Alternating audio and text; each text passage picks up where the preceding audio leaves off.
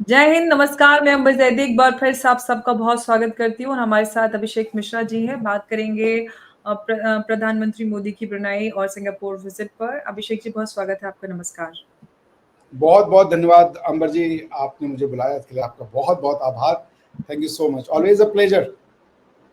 Thank you so much. और इस वक्त प्रधानमंत्री Modi as we speak Brunei में है और आज वो उमर अली सैफुद्दीन मस्जिद में भी गए और अभी जो इंडिया हाई कमीशन है ब्रुनाई में, उसका उन्होंने इनॉग्रेशन भी किया। इंडियन डायस्पोरा से भी मिले हैं और 3 दिन की विजिट है ब्रुनाई और सिंगापुर की, और 5 तारीख को पहुंचेंगे सिंगापुर। अभी फिलहाल ब्रुनाई में है और इंडियन डायस्पोरा से मुलाकात की। काफी उत्साह का माहौल नजर आ रहा है, सब कुछ टीवी पर लाइव दिखाया जा रहा है। किस तरह से इस विजिट को देख रहे हैं, क्योंकि पाकिस्तान इस विजिट को जो खास तौर से हम प्रधानमंत्री मोदी की बात करते हैं, क्योंकि लगातार प्रधानमंत्री मोदी किसी ना किसी विदेशी दौरे पे रहते हैं और जितनी भी इस्लामिक कंट्रीज हैं, अच्छे संबंध भारत के सभी से हैं।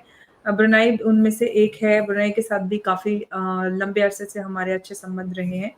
ऐसे में इस विजिट को किस तरह से देख रहे हैं? दूसरी तरफ एससीओ का भी इनविटेशन पाकिस्तान ने भेजा हुआ है, तो पाकिस्तान कह रहा है कि ये तो पाकिस्तान को नीचा दिखाने के लिए प्रधानमंत्री मोदी ब्रुनाई गए। पाकिस्तान को नीचा दिखाने के लिए, तो पाकिस्तान को अब क्या दिखाना है ये बताइए। उनको ऊंचा कौन दिखा रहा है? The country is literally economically unviable, politically unviable, socially unviable, it's falling apart. आपको भी पता है, हमसे ज्यादा पता है अंबर जी आपको।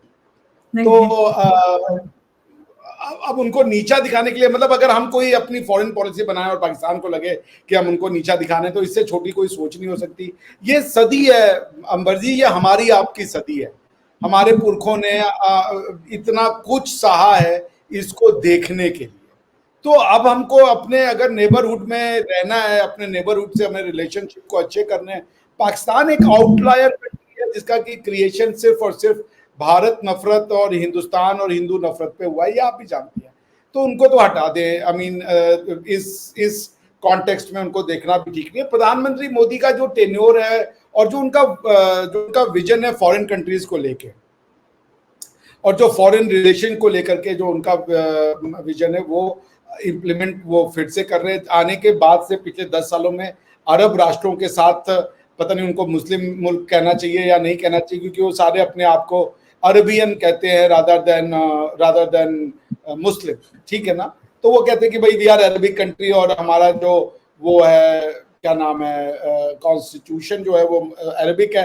हमारे यहाँ इस्लामिक लॉ है, सो उसे नेशनहुड तो नहीं बनता ना। खैर एनीवेज, तो वहां पे वो गए हैं, उनको वहां के किंग ने खुद इनवाइट किया, उनकी इनविटेशन पे गए। ब्रुनेई के जो किंग है, अगर मैं गलत नहीं हूँ तो वो इंडिया में पढ़ चुके हैं, ठीक है ना, और उनका इंडिया से नाता रहा है।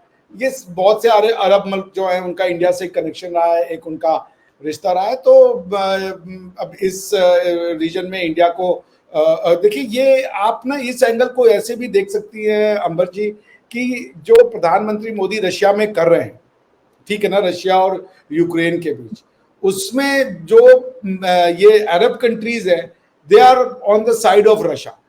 तो इनको भी साथ में लेने की बातचीत हो रही है। ये अगर कोई पीस समिट वो लेते हैं, अरब मुल्क का क्या उसमें रोल होगा या क्या, उसको देखते हैं। इस वाले एंगल को भी रूल आउट नहीं किया जा सकता, बिकॉज प्रधानमंत्री मोदी ने काफी बड़े स्तर पे जो है वो यूक्रेन और रशिया में पीस स्थापित करने के लिए मुहिम शुरू की हुई है। आज ही मैं पढ़ रहा था DW में कि रशिया ने फ्रेश ऑफेंसिव लॉन्च की है यूक्रेन के ऊपर, और उसके बाद यह है कि जो जेलेंस्की हैं उनको भी ये प्रेशर पड़ रहा है कि now he should pursue piece.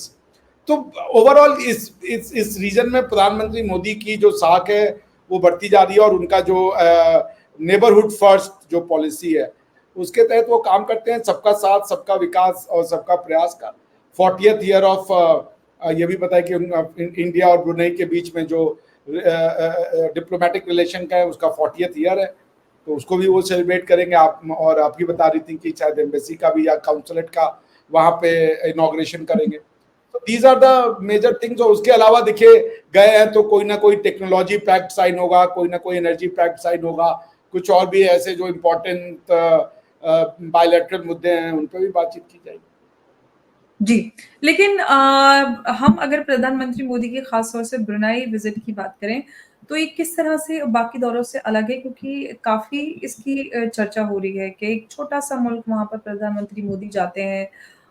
किस तरह से इसको ख़ास बनाता है? देखिए, भारत की जो पॉलिसी रही है, हम मुल्कों को या देशों को छोटा या बड़ा करके नहीं आंकते। हमारी जो पॉलिसी है वो यूएन चार्टर की पॉलिसी के तहत कंसिस्टेंट है कि आपका साइज, आपका पॉपुलेशन, आपका एरिया डजंट डिटरमाइन कि आप हमारे लिए अहमियत हैं, रखते हैं या नहीं है। भारत ने अपने नेबरहुड में जितनी छोटी कंट्रियां हैं, कभी उनके साथ दबंगई वाला व्यवहार तो नहीं किया। अंबर जी, हम और आप समझते हैं, बिकॉज हम और आप इंडियन है, हम कभी किसी को दृष्टि से देखते ही नहीं कि भाई नेपाल है तो इसको खा जाओ, या नेपाल में हमारे फेवर की गवर्नमेंट बन जाए, या भूटान में हमारे फेवर की गवर्नमेंट बन जाए, या उसके बाद श्रीलंका में हमारी फेवर की गवर्नमेंट बन जाए। इस तरीके के काम कभी गवर्नमेंट ऑफ इंडिया ने नहीं किए, ना ही किसी इंडियन पॉलिटिकल पार्टी का ये ड्रीम रहा है कि भाई प्रो इंडिया या प्रो फलाना जो है वहां पे गवर्नमेंट होनी चाहिए। We have given them enough space, always given them enough space, जो भी हमारे नेबरहुड में है, कि वो अपनी फॉरेन पॉलिसी और डोमेस्टिक पॉलिसी का जो डिटर्मिनेशन है वो खुद करें। हाँ, हम बस इतना इंश्योर करते हैं कि भाई वो एंटी इंडिया ना हो जाए, वो एंटी भारत ना हो जाए, ताकि हमारी इंटरेस्ट को कहीं किसी भी तरीके से चोट ना पहुंचे। तो ब्रुनई में भी बहुत छोटा देश है, इसमें तो कोई शक नहीं है, मगर छोटे बड़े होने से हम उसकी सिग्निफिकेंस को नहीं कर सकते। आपको पता होगा भी जो अब्राहम अकॉर्ड हुआ था, अगर मैं गलत नहीं हूँ, तो उसमें ब्रुनई ने भी साइन किया जी। था टू रिकॉग्नाइज क्या नाम है, इजराइल। तो वो एक मतलब फ्रेंडली रिलेशनशिप विद इजराइल जो मोहम्मद बिन सलमान साहब कर रहे थे। सो ब्रुनई कंपैरेटिवली बाकी उस एरिया में जो कतर और इस टाइप के जो कंट्रीज है उसमें एक प्रोग्रेसिव मुल्क है, हालांकि उनके बहुत स्ट्रिंजेंट लॉज है विद रिस्पेक्ट टू मतलब homosexuality and other things, but उसकी इंपॉर्टेंस आप नहीं वो कर सकते, गिवन कि उनके पास बहुत ज़्यादा एनर्जी का भंडार है, और बहुत सारे इंडियंस वहाँ काम करते हैं, इंडियन डायस्पोरा है वहाँ पे, तो भी उसका इंटरेस्ट बहुत ज़्यादा है।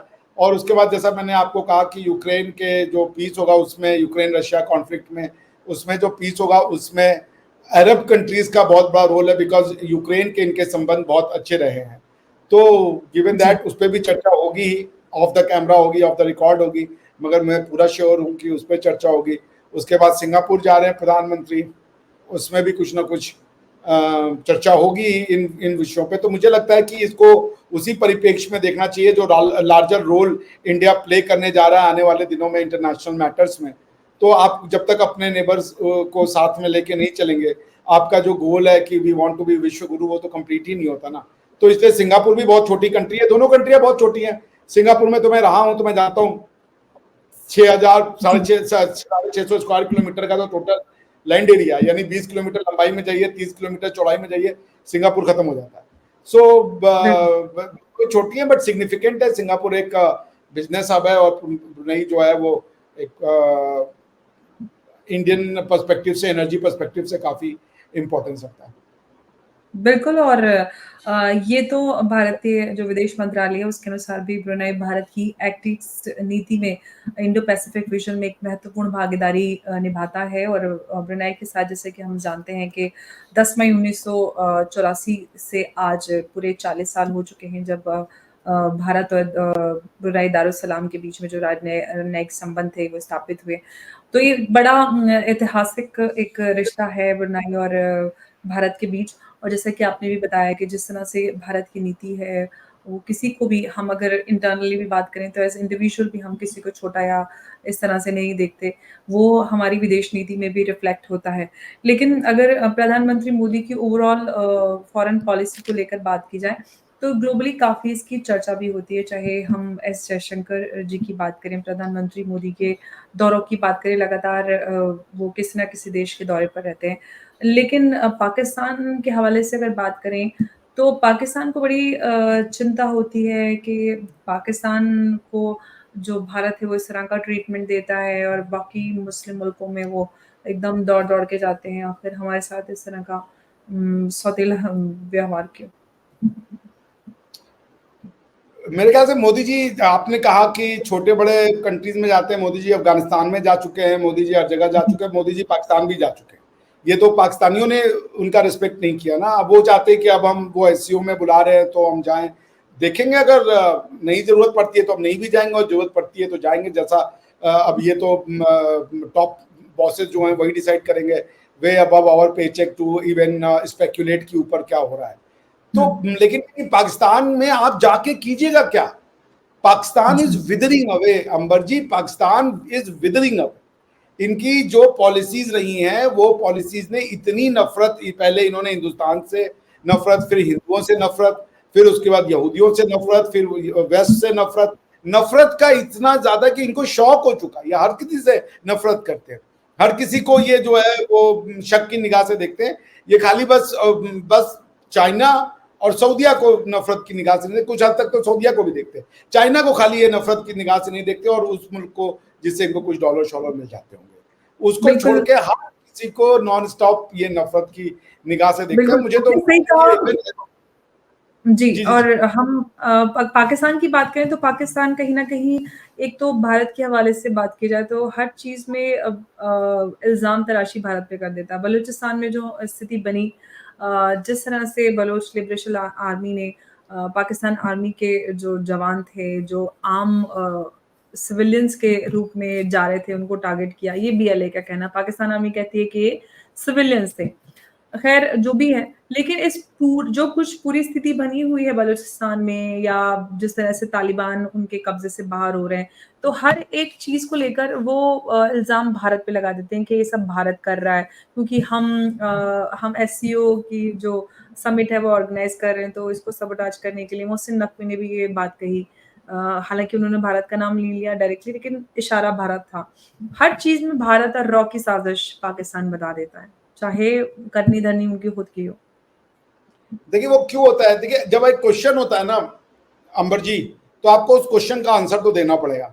तो क्वेश्चन है कि भाई सबोटाज तो हो रहा है, क्वेश्चन है कि बलूचिस्तान में लोग तो मारे जा रहे हैं, इंसर्जेंसी तो है, बलूचिस्तान लिबरेशन आर्मी जो है वो मार रही है पंजाबियों को, बस में से निकाल के आइडेंटिटी कार्ड देख करके चाइनीज को मार रही है। तो क्वेश्चन है कि ये क्यों हो रहा है?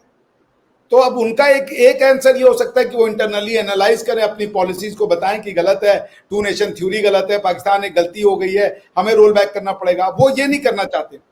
No one wants to talk sense in Pakistan, so Pakistan is constantly and persistently talking nonsense. तो अब आपको पास अगर ये आंसर नहीं है कि बलूच लिबरेशन आर्मी क्यों लड़ रही है पाकिस्तानियों से, जैसे कश्मीर में इंसर्जेंसी क्यों है, हमारे पास उसका रीजन है, गवर्नमेंट उसको एड्रेस कर रही है, ठीक है ना। अब अगर आपका तमिलनाडु में कोई अगर गवर्नमेंट से नाराज है तो उसका रीजन होता है कि क्यों नाराज है, लेकिन पाकिस्तान में गवर्नमेंट से लोग नाराज हैं, गवर्नमेंट चलती नहीं है, हर जगह इंसर्जेंसी है, चाहे पंजाब में हो, पख्तूनख्वा में हो, चाहे वो आपका बलूचिस्तान में हो। पॉइंट ये है कि ये क्यों हो रहा है, वो खुद को नहीं एनालाइज करेंगे कि टू नेशन थ्योरी, क्या इस्लाम फेल हो गया उनको एज अ कंट्री यूनाइटेड रखने में या इवन यूनाइट करने में?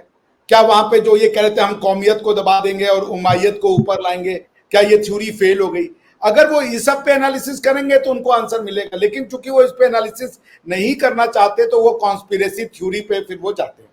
और कॉन्स्पिरेसी थ्योरी है कि यहूद हनूद की साजिश हो गई है, इजराइल और इंडिया ने हाथ मिला लिया है, और हम और अंबर जी आप सो नहीं रहे दिन भर ये सोच सोच के कि पाकिस्तान का कैसे बेड़ा घर को। आपको भी पता है और हमको भी पता है कि हमारे यहाँ पाकिस्तान के बारे में सोचने की फुर्सत किसी को नहीं। The last thing we think about is हमारा जो है एज एन इंडियन, आप यही सोचती होंगी कि हम नासा से कैसे टक्कर लें, चाइना से कैसे आगे जाएं, और बाकी देशों से हम कैसे आगे जाएं अपने लोगों को गरीबी में उठाने में। हमारा आई डोंट थिंक कि कोई इंडिया में ये सोच रहा है यार कि पाकिस्तान से टक्कर लेना है। I mean for God sake, Pakistan से ना तो मिलिट्री टक्कर की बात होती है, ना तो इकोनॉमिक टक्कर की बात होती है, किसी भी तरीके की नहीं। तो वो कहते हैं एग्जैक्टली कहाँ हो किसी चक्कर में, कोई नहीं है टक्कर में। सो वही वाली बात है, कहाँ हो किस चक्कर में, पाकिस्तान नहीं है टक्कर में। सो वो जबरदस्ती उनको जो कहना है कहते रहे, इंटरनल कंजम्पशन के लिए बोलते हैं, एक्सटर्नली तो कोई मानता नहीं, यूएन नहीं मानता, अमेरिका नहीं मानता, दुनिया में कोई नहीं मानता उनकी बात। तो वो इंटरनल कंजम्पशन के लिए बोल रहे हैं लोग, उससे अगर लोगों को उससे अगर आंसर मिल जाता है तो फिर वेल एंड गुड, पाकिस्तान जिंदाबाद, वैसे ही बोलते रहे, और तो कोई ऑप्शन नहीं है हमारे पास।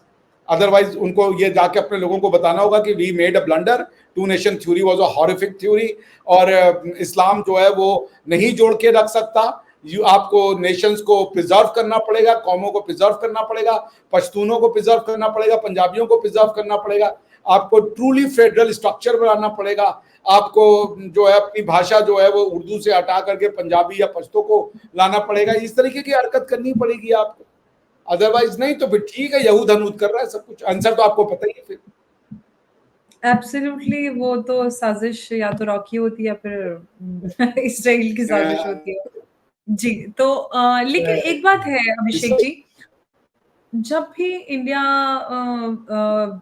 में कोई भी डेवलपमेंट होता है, कोई अच्छी बात होती है, प्रधानमंत्री किसी विजिट पे जाते हैं विदेशी, या कहीं पे भी कुछ भी होता है, पाकिस्तान में ऐसा विधवा विलाप होता है और वो ऐसा करते हैं, मतलब वो अभी भी इंडिया और पाकिस्तान का कंपैरिजन करते हैं। मतलब ये समझ में नहीं आता कि कहाँ इंडिया और कहाँ पाकिस्तान है। आपको कैसा सोचते भी हैं कंपैरिजन करने के लिए कि आज हम कहाँ जी पड़े हैं, वो देखो जी मोदी जी ने ये कर लिया, जयशंकर जी ने ये कर लिया, अंबानी ने ये हो गया और अडानी को ये हो गया।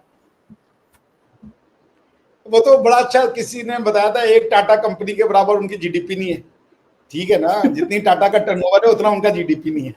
तो फिर उनको उसी समय समझ में आ गया कि हमारे यहाँ की एक कंपनी के बराबर आपकी टोटल वैल्यू, तो वो क्या कर सकते हैं। अच्छा वो बताइए, न्यूज पे चलाएंगे कि, आप ही मुझे एक बार बता रही थी कि वो झुरियां कैसे झाइयां झुरियां के बारे में बात करेंगे, या बैठ के वो इंडिया को गाली देंगे, नरेंद्र मोदी आते हो शर्माते हो, बार बार मार खा के भाग जाते हो, यही वो बोल रही है। तो वो they live in the bubbles world अंबर, और उससे वो बाहर नहीं आना चाहते।